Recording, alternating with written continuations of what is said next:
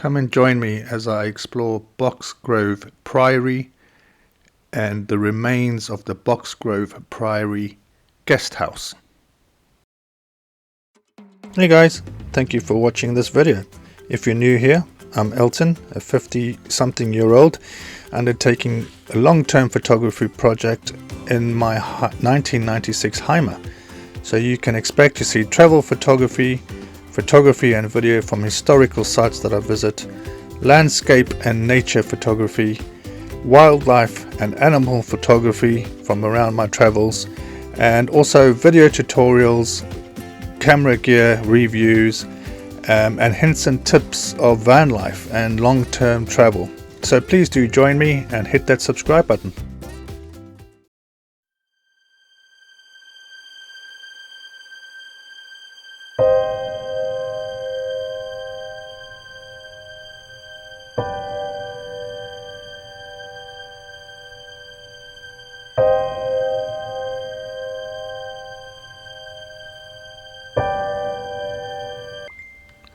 Boxgrove Priory, located in West Sussex, England, is a former Augustinian priory that dates back to the 12th century.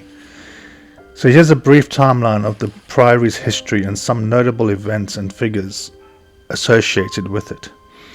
So in 1117, Boxgrove Priory was founded by Robert de Hay, who was Lord of Helnocher and Boxgrove, and his wife Sybil.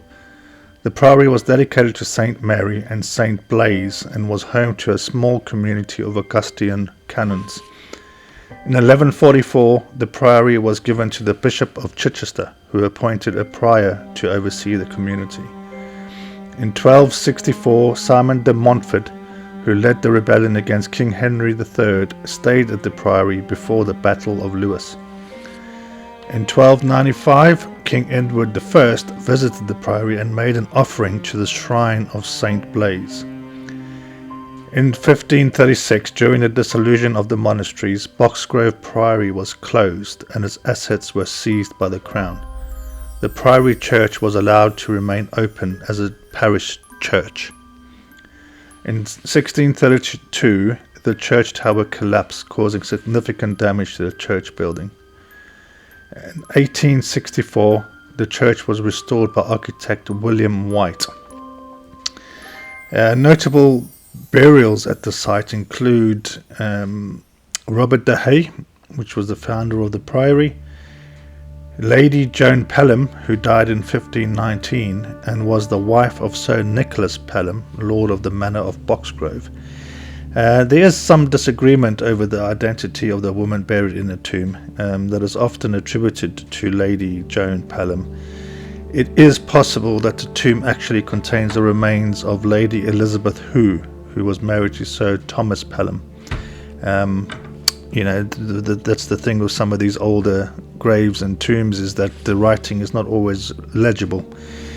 And the other notable burial there is Sir William Goring, who died in 1614 and was a prominent local landowner.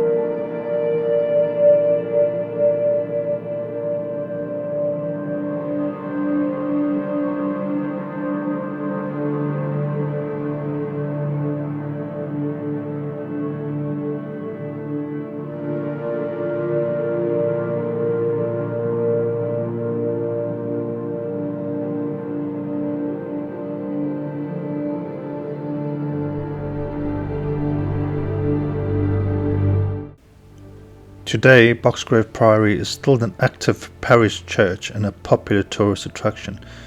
Visitors can admire the church's impressive Norman architecture and explore the peaceful priory ruins. And indeed, during my visit, which was on a Sunday, couldn't go into the church initially because there was a service taking place. And whilst I was checking out the interior of the building, people started coming in for a christening. So very much still in use on an everyday basis within the community of Boxgrove.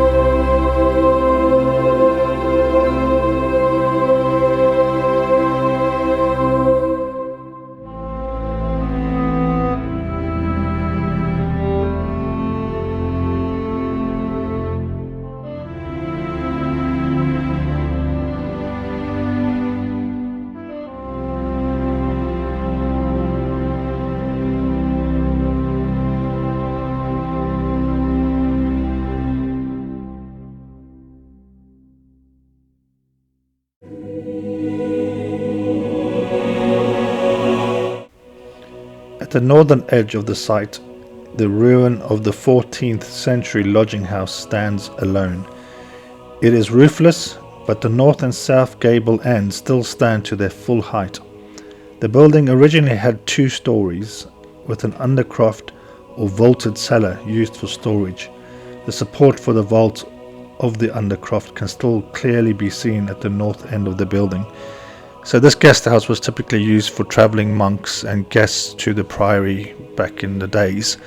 So yeah, you can see here what is left of the building. Not much, but very spectacular sight for those who are into derelict buildings and ruins and history.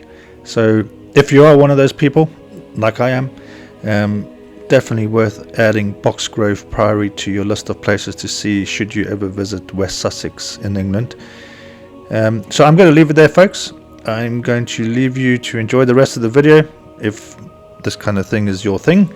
And if you haven't already, please do subscribe to my channel. Give this video a like, drop a comment below to let me know that you following me on this journey.